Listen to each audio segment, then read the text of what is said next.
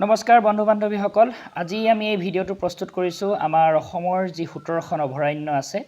সেই 17খন অভয়াৰণ্যৰ বিষয়ে সম্পূৰ্ণ তথ্য আমি এই ভিডিঅটোত আপোনালোকে লাভ কৰিব গতিকে আশা কৰো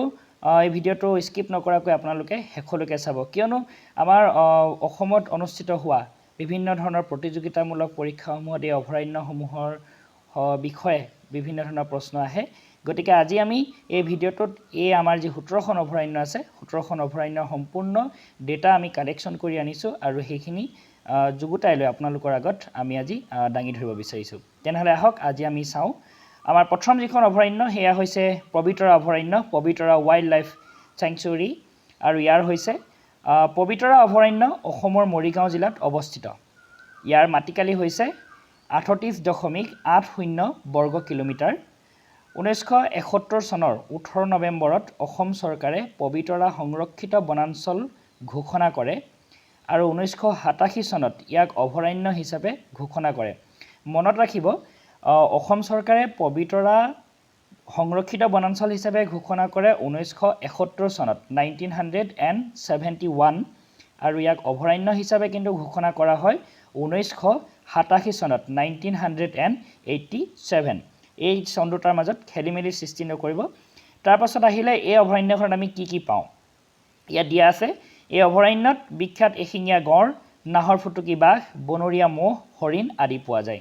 গতিকে ইয়াত আমাৰ উল্লেখযোগ্য আমি মনত ৰাখিবলগীয়া ঘটনা হৈছে যে কোন জিলাত অৱস্থিত মৰিগাঁও জিলাত পবিতৰা অভয়াৰণ্য আৰু ইয়াক 1971 চনত সংৰক্ষিত বনাঞ্চল হিচাপে ঘোষণা কৰে আৰু 1987 চনত ইয়াক অভয়াৰণ্য হিচাপে ঘোষণা কৰা হয় তাৰ পাছত আহিল নেক্সট গৰমপানী অভয়াৰণ্য গৰমপানী ৱাইল্ড লাইফ চেঞ্চুৰী আৰু ইয়াৰ কোড আছে এখন গৰমপানী অভয়াৰণ্য অসমৰ কাৰ্বি আংলং জিলাত অৱস্থিত ইয়াৰ মাটিকালি হৈছে 6.5 বৰ্গ কিলোমিটাৰ 1952 চনৰ 10 জুলাইত অসম চৰকাৰে গৰমপানী অভয়াৰণ্য হিচাপে ঘোষণা কৰে ইয়াত প্ৰাকৃতিকভাৱে গৰমপানী পোৱা যায় ইয়াত নাহৰ ফুটুকী বাঘ ঢেকিয়াপতীয়া বাঘ সোণালী বান্দৰ হলৌ বান্দৰ হৰপহু বিভিন্ন পক্ষী আৰু হৰিহীপ পোৱা যায় এই অভয়াৰণ্য বিভিন্ন প্ৰজাতিৰ অৰ্কিডৰ বাবেও বিখ্যাত গতিকে মনত ৰাখিবলৈ ইয়াৰ গুৰুত্বপূৰ্ণ বিষয় হৈছে যে গৰমপানী অভয়াৰণ্য আছে কাৰ্বি আংলং জিলাত আৰু গৰমপানী যে এইটো আহিব পাৰে যে গৰমপানী আমাৰ কোনখন অভয়াৰণ্যত পোৱা যায় গতিকে আমি উত্তৰটো আজি আমি ক্লিয়াৰ হৈ লওঁ যে গৰমপানী অভয়াৰণ্যৰ গৰমপানী যি আছে হেয়া হৈছে গৰমপানী অভয়াৰণ্য গতিকে মনত ৰাখিবলৈ সহজে হৈ আছে গৰমপানী বুলি ক'লে আমি গৰমপানী অভয়াৰণ্যৰ কথা মনত পেলালেই হৈ যাব আৰু ই আছে কাৰ্বি আংলং জিলাত তাৰ পাছত নেক্সট আহিল চক্ৰশিলা অভয়াৰণ্য চক্ৰশিলা ৱাইল্ড লাইফ চেঞ্চুৰী চক্ৰশিলা অভয়াৰণ্য অসমৰ ধুবুৰী আৰু কোকৰাঝাৰ জিলাত অৱস্থিত ইয়াৰ মাটিকালি হৈছে 45.50 বৰ্গ কিলোমিটাৰ 1966 চনত চক্ৰশিলাক সংৰক্ষিত বনাঞ্চল ঘোষণা কৰা হয় 1994 চনৰ 14 জুলাইত চক্ৰশিলাক অভয়াৰণ্য হিচাপে স্বীকৃতি দিয়া হয় ইয়াক সংৰক্ষিত বনাঞ্চল হিচাপে ঘোষণা কৰে 1966 চন 1966 আৰু 1994 অৰ্থাৎ 1994 চনত ইয়াক অভয়াৰণ্য হিচাপে স্বীকৃতি দিয়া হয় সোণালী বান্দৰৰ বাবে প্ৰসিদ্ধ চক্ৰশিলা বন্যপ্ৰাণী অভয়াৰণ্যখন বিভিন্ন প্ৰকাৰৰ স্তন্যপায়ী জীৱ বিভিন্ন প্ৰজাতিৰ উদ্ভিদ 250ৰো অধিক প্ৰজাতিৰ পক্ষীৰ আৰু 40 প্ৰকাৰৰ পখিলা পোৱা যায় এই অভয়াৰণ্যখনৰ যথেষ্ট তাৎপৰ্য আছে ইয়াৰ প্ৰথম তাৎপৰ্যটো হৈছে যে সোণালী বান্দৰৰ বাবে বিখ্যাত হৈছে চক্ৰশিলা অভয়াৰণ্য তাৰ উপৰি ইয়াত 250 বিধৰ অধিক প্ৰজাতিৰ পক্ষী পোৱা যায় আৰু লগতে বিভিন্ন ধৰণৰ স্তন্যপায়ী প্ৰাণীও ইয়াত আছে তাৰ পাছত আহিল নেক্সট হুলুঙাপাৰা গিবন অভয়াৰণ্য gibbon wildlife sanctuary Hollongapar gibbon অভয়াৰণ্য অসমৰ যোৰহাট জিলাত অৱস্থিত ইয়াৰ মাটিকালি হৈছে 20.98 বৰ্গ কিলোমিটাৰ 1997 চনৰ 30 জুলাইত হুলুঙাপাৰ গিবন অভয়াৰণ্য ৰূপে স্বীকৃতি দিয়া হয় হুলুঙাপাৰা গিবন অভয়াৰণ্যত ভাৰতৰ একমাত্ৰ গিবন হলৌ বান্দৰ আৰু উত্তৰ পূব ভাৰতৰ একমাত্ৰ নিশাচৰ প্ৰাইমেট লাজুকী বান্দৰ পোৱা যায় আৰু বিভিন্ন প্ৰকাৰৰ বান্দৰ পোৱা যায় ইয়াত অসমৰ জাতীয় বৃক্ষ হুলুং গছ পোৱা যায় এই অভয়াৰণ্যখনৰ তাৎপৰ্য কেইবাটাও আছে প্ৰথম তাৎপৰ্য হৈছে যে ইয়াত আমাৰ ভাৰতৰ যি একমাত্ৰ আমি গিবন হলৌ বান্দৰ বুলি আমি জানো সেই গিবন হলৌ বান্দৰ এই হুলুঙাপাৰা গিবন অভয়াৰণ্যতে পোৱা যায় আৰু তাৰ উপৰি উত্তৰ পূব ভাৰতৰ আমাৰ নৰ্থ ইষ্টৰ যি 8খন ৰাজ্য আছে সেই 8খন ৰাজ্যৰ এক প্ৰকাৰৰ বিশেষ জীৱ প্ৰাইমেট লাজুকী বান্দৰ হেয়াও এই হুলুঙাপাৰা গিবন অভয়াৰণ্যত আছে আৰু তাৰোপৰি আমাৰ যি অসমৰ জাতীয় বৃক্ষ হুলুং গছ হেয়াও এই হুলুঙাপাৰা গিবন অভয়াৰণ্যত পোৱা যায় এই অভয়াৰণ্যখনৰ তাৎপৰ্যকেইটা আপোনালোকে মনত ৰাখিবলৈ চেষ্টা কৰিব নেক্সট আহিল পানীদিহিং অভয়াৰণ্য পানীদিহিং ৱাইল্ডলাইফ চেংচুৱেৰী পানীদিহিং অভয়াৰণ্য অসমৰ শিৱসাগৰ জিলাত অৱস্থিত ইয়াৰ মাটিকালি হৈছে 33.93 বৰ্গ কিলোমিটাৰ 1996 চনত ইয়াক অভয়াৰণ্য হিচাপে স্বীকৃতি দিয়া হয় 1999 চনত পক্ষী উদ্যান হিচাপে স্বীকৃতি দিয়া হয় এই অভয়াৰণ্যৰ জলাশয়সমূহত প্ৰায় 267 বিধ বিভিন্ন প্ৰজাতিৰ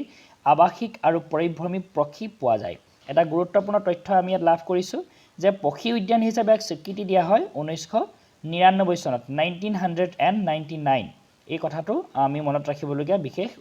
ঘটনা আৰু ই আছে অসমৰ বুৰঞ্জী প্ৰসিদ্ধ জিলা শিৱসাগৰ জিলাত তাৰ পাছত আহিল নাম্বৰ অভয়াৰণ্য নাম্বৰ ৱাইল্ডলাইফ চেংচুৱেৰী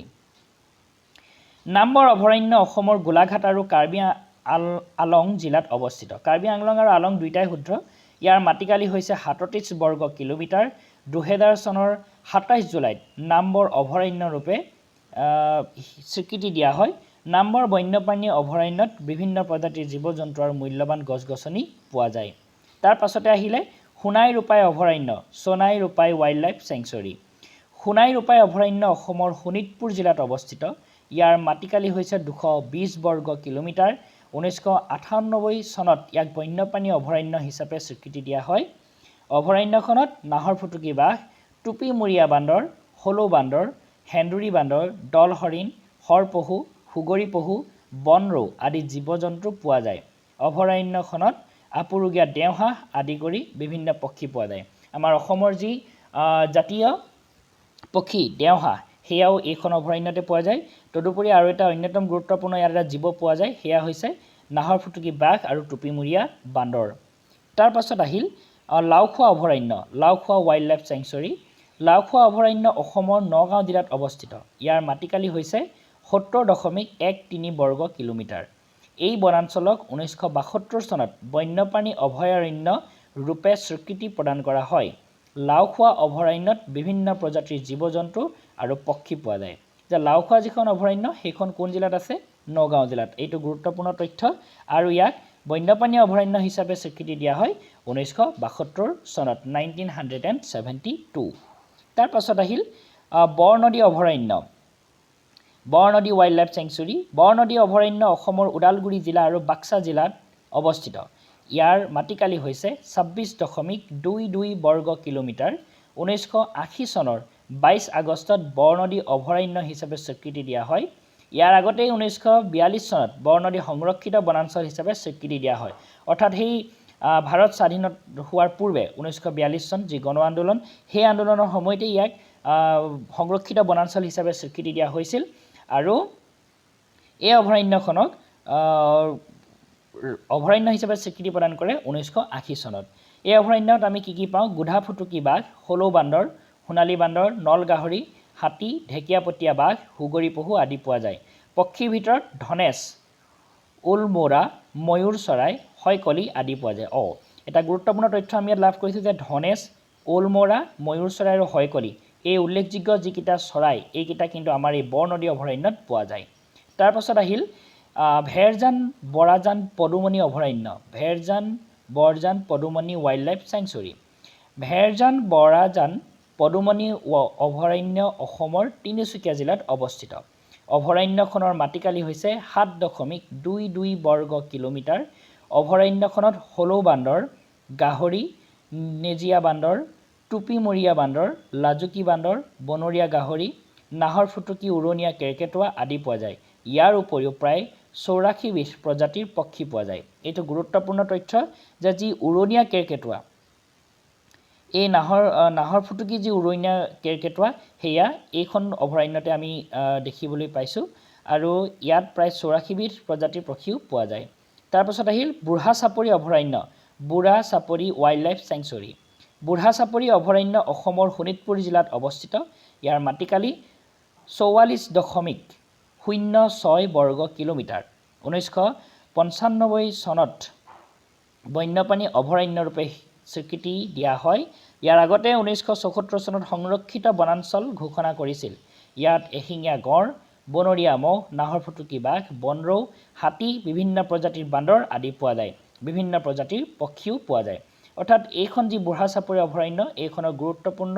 তাৎপৰ্য হৈছে যে আমাৰ যি অসমৰ আপুৰুগীয়া সম্পদ পৃথিৱীৰে আমি ক'ব লাগিব এশিঙীয়া গড় হেই আমাৰ এইখন অভয়াৰণ্যত পাওঁ আমি তাৰ পাছত আহিল পূব কাৰ্বি আংলং অভয়াৰণ্য পূব কাৰ্বি আংলং অভয়াৰণ্যখনৰ কোন জিলাত অৱস্থিত কাৰ্বি আংলং জিলাত অৱস্থিত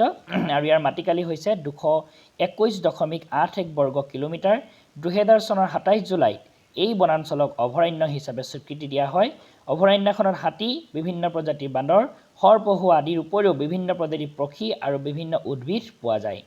তাৰ পাছতে আহিলে আমছং অভয়াৰণ্য আমছাং অভয়াৰণ্যখন আমাৰ আছে কামৰূপ জিলাত ইয়াৰ মাটিকালি হৈছে 78.68 বৰ্গ কিলোমিটাৰ এই বনাঞ্চলক 2004 চনৰ 19 জুন তাৰিখে বন্যপ্ৰাণী অভয়াৰণ্য হিচাপে স্বীকৃতি প্ৰদান কৰা হয় এই অভয়াৰণ্যখনত হাতী বাঘ বিভিন্ন প্ৰজাতিৰ বান্দৰ আদি পোৱা যায় তাৰ পাছতে আমাৰ আহিল বৰাইল অভয়াৰণ্য এই বৰাইল যিখন আমাৰ ৱাইল্ড লাইফ চেঞ্চুৰী আছে সেইখন আছে অসমৰ কাছাৰ জিলাত আৰু ইয়াৰ মাটিকালি হৈছে 325.24 বৰ্গ কিলোমিটাৰ 2004 চনত এই বনাঞ্চলক অভয়াৰণ্য হিচাপে স্বীকৃতি দিয়া হয় এই অভয়াৰণ্যত ঢেকীয়াপতীয়া বাঘ গোধাফুটুকী বাঘ হাতী বান্দৰ আদি পোৱা যায় আৰু এইখনক অভয়াৰণ্য হিচাপে স্বীকৃতি প্ৰদান কৰে 2004 চনত তাৰ পাছতে আহিল নাম্বৰ দৈগ্ৰং অভয়াৰণ্য নাম্বৰ দৈগ্ৰং ৱাইল্ড লাইফ চেঞ্চুৰী এইখন আছে অসমৰ গোলাঘাট জিলাত আৰু ইয়াৰ মাটিকালি হৈছে 97.15 বৰ্গ কিলোমিটাৰ এই বনাঞ্চলক 2003 চনত বন্যপ্ৰাণী অভয়াৰণ্য হিচাপে স্বীকৃতি দিয়া হয় অভয়াৰণ্যখনত হাতী নাহৰ ফুটুকী বাঘ গাহৰি নেদিয়া বান্দৰ হলৌ বান্দৰ লাজুকী বান্দৰ বনৰীয়া গাহৰি পোৱা যায় ইয়াৰ উপৰিও দেওহাঁহ উটপক্ষী আদি পক্ষী আৰু বিভিন্ন হৰিহীপ পোৱা যায় এইখনক বন্যপ্ৰাণী হিচাপে স্বীকৃতি প্ৰদান কৰে নাম্বৰ দৈগ্ৰং অভয়াৰণ্যক 2003 চনত মনত ৰাখিব এইটো এটা গুৰুত্বপূৰ্ণ বিষয় যে নাম্বৰ দৈগ্ৰং অভয়াৰণ্য 2003 চনত বন্যপ্ৰাণী অভয়াৰণ্য হিচাপে স্বীকৃতি প্ৰদান কৰা হয় তাৰ পাছত আহিল মৰাট লংৰি অভয়াৰণ্য মৰাট লংৰি ৱাইল্ড লাইফ চেঞ্চুৰীখন আমাৰ অসমৰ কাৰ্বি আংলং জিলাত অৱস্থিত ইয়াৰ মাটিকালি হৈছে 451 বৰ্গ কিলোমিটাৰ এই বনাঞ্চলক 2003 চনৰ 17 এপ্ৰিলত অভয়াৰণ্য হিচাপে স্বীকৃতি দিয়া হয় এই অভয়াৰণ্য হাতী নাহৰ ফুটুকী বাঘ ঢেকীয়াপতীয়া বাঘ বনৰীয়া গাহৰি হুগৰি পহু আদি পোৱা যায় ইয়াৰ উপৰিও বিভিন্ন পক্ষী আৰু হৰিহীপ পোৱা যায় 2003 চনত মৰাট লংৰি অভয়াৰণ্য হিচাপে স্বীকৃতি প্ৰদান কৰা হয় তাৰ পূৰ্বে এখন সংৰক্ষিত বনাঞ্চলে আছিল আৰু অভয়াৰণ্য হিচাপে মৰ্যাদা লাভ কৰে 2003 চনত তাৰ পাছত আমাৰ অন্তিমখন হৈছে অভয়াৰণ্য দীপৰ বিল বন্যপ্ৰাণী অভয়াৰণ্য দীপৰ বিল ৱাইল্ড লাইফ চেঞ্চুৰী দীপৰ বিল পক্ষী অভয়াৰণ্য অসমৰ কামৰূপ মহানগৰ জিলাত অৱস্থিত ইয়াৰ মাটিকালি হৈছে 4.10 বৰ্গ কিলোমিটাৰ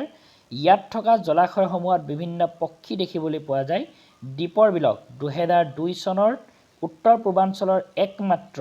ৰামচৰ অঞ্চল বুলি ঘোষণা কৰা হয় অন্যতম এটা গুৰুত্বপূৰ্ণ তথ্য আমি মনত ৰাখিবলগীয়া সেইটো হৈছে যে উত্তৰ পূৰ্বাঞ্চলৰ ৰামচৰ অঞ্চল বুলি কোনখন অভয়াৰণ্য ঘোষণা কৰা হয় বা কাক কোৱা হয় এইটো আমি ক্লিয়াৰ হৈ লওঁ যে আমাৰ অসমতে আছে দীপৰ বিল বন্যপ্ৰাণী অভয়াৰণ্য এইখনকেই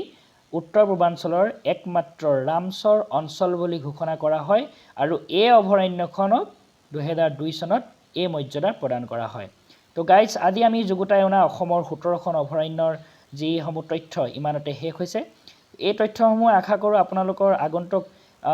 আহিবলগীয়া অসমৰ যিকোনো কম্পিটিটিভ এক্সামত সহায় কৰিব কিয়নো যদিহে অভয়াৰণ্যৰ ওপৰত কিবা প্ৰশ্ন আহে তেনেহ'লে আপোনালোকে এই তথ্যসমূহৰ যদি ভালকৈ অধ্যয়ন কৰে নিশ্চিতভাৱে কিছু নহয় কিছু হ'লেও সহায় হ'ব তো আজিলৈ আমি ভিডিঅ'টো ইমানতে সামৰিছোঁ পুনৰ এটা নতুন ভিডিঅ'ৰ প্ৰতিশ্ৰুতিৰে আজিলৈ ধন্যবাদ